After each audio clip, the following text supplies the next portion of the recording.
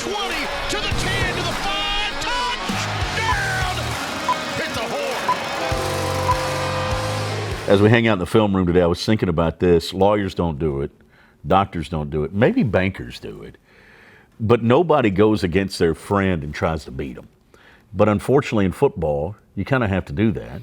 Yeah, and you had to do that Saturday night against Dana. Yeah, we did. Yeah, that's just part of the deal. Yeah. And it's going to happen a bunch more this season. Yeah. All right. You've had a chance to look at this film. I want to take a look at it. Let's dive right into it here. And let's start off with your offense, Coach. I thought they really started to put it together, clicking offensively. I thought Chandler was extra special in this ball game. Yeah. This was certainly Chandler's best performance. I thought he did a lot of good things. He's gotten so much better from where we were game one to where he is today. Really did a good job of keeping some plays alive, converting some third downs, running the football. His decision making's better. He's just starting to get settled into that position. And the thing about the quarterback position is it takes a certain number of starts. I mean, it just does. I mean, no one assumes that position and then just goes out and executes it at a high level. I mean, you have to learn some lessons. You have to go through some things. And I'm excited about Chandler just because he gets better and better all the time. Yeah, hooks up with Warren Thompson here on this touchdown pass, and you see the separation there by Warren. I mean, there's a guy, when he gets behind the defense, he goes. Yeah, really nice release here. You can see he has a good release off the line of scrimmage, and Chandler makes a great throw, and Warren finishes the play. And it was important for us to get off to a good start. That's really the first time this year that we've taken the opening drive down and scored, so we need to do that. Yeah, then you stretch the lead out to 2 scores with this pass to Savion. Savion, again, a guy you want to get in the mix offensively.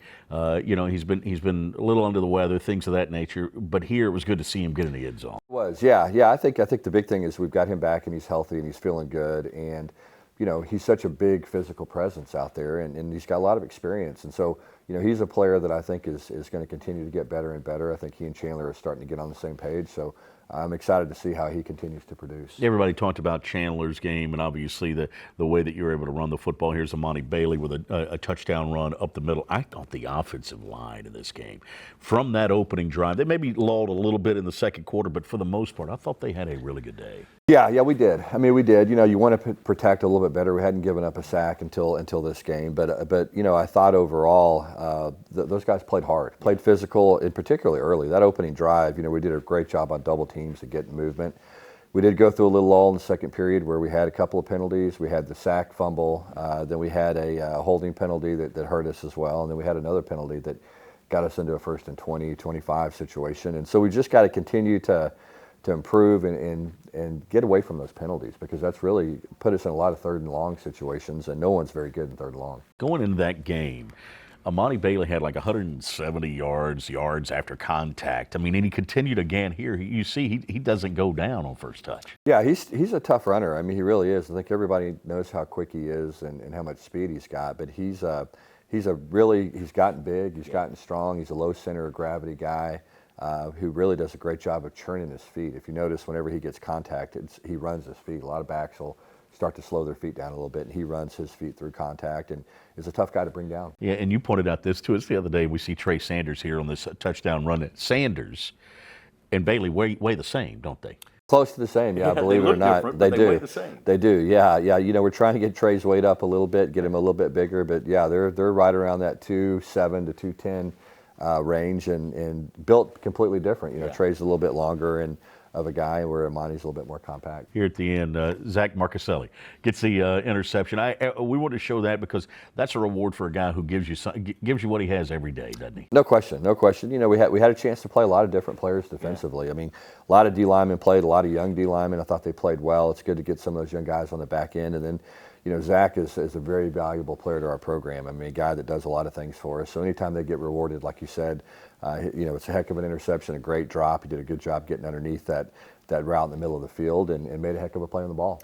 First 2 weeks, we had talked a lot about special teams and how good they had been, and I bet you circled it post-game this time. Yeah. Obviously, the kickoff return was something that we were really disappointed in, and we didn't know exactly what happened at the time. We got in Sunday rather, and looked at the tape, and we just didn't tackle. I mean, the bottom line is we had four players right there that could have wrapped him up, and broke the tackles, and so we've got to do a little bit better job of doing that. Our Texas Health Impact play of the game this week. I want to go back, show that Savion play again, because this throw had to be thrown exactly where Chandler put it, and you guys have talked a lot about his accuracy. Yeah. The biggest thing here is a couple of things, as you said. Number one, throwing the ball on time, getting it out at the right time, and Chandler did a good job doing that. Also accurate with the throw, and then Savion did a good job of maintaining position and giving Chandler a place to throw the football, using his big body and squeezing the route. And so there's a lot that goes into that. It looks like a really simple, easy throw, but there's a lot of things that go into executing that. Yeah. All right, coming back, we're going to take a look at some SMU highlights. You want to do that? That sounds good. Yeah, all right, we'll do that. Also, our Where's Your Beef? We'll find out a little bit more about Sonny Dykes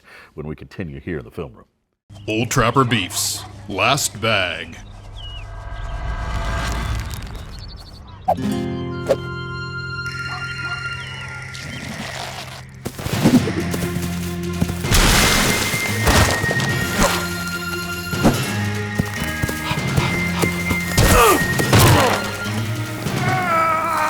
You know there's plenty for both of you.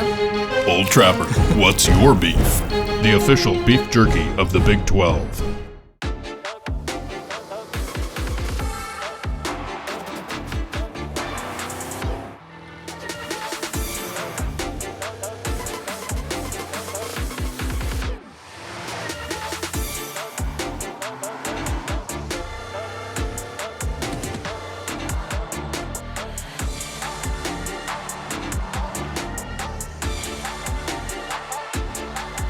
Visit your Metroplex Cadillac dealers today. Welcome back into the film room. Coach, I know you live in here. You don't want to be here forever. I got a couple more questions. One is our What's Your Beef question for our friends at Old Trapper. Appreciate them being a part of the show. We find out more about Sonny Dykes in this one. Everything. What's your biggest pet peeve? Do you have one? Yeah, I mean, I'm like everybody else. Stuff drives me crazy. Selfishness, honestly. I mean, that's kind of something that I think is really destructive. And in my business, it's the thing that destroys football teams. So that's kind of my thing, is when people don't put the team first or the organization first. I think that's probably something that we all have to work really hard to do, and it starts with me. I tell our guys all the time, look, I got to make a lot of tough decisions every day and do things that I don't necessarily want to do, but I have to do what I think is best for our football program at the end of the day. And so, anyway, that's kind of the thing for me. Yeah, because you got to win games too, right? You do. You got to win. You got to win games. Speaking of that, coming up this Saturday, 11 o'clock kick against SMU. Obviously, we know a lot about them. This is a good football team that Rhett Lashley has. Played Oklahoma tight, 28-11, I know, but maybe closer than that, really. Yeah, really was. Yeah.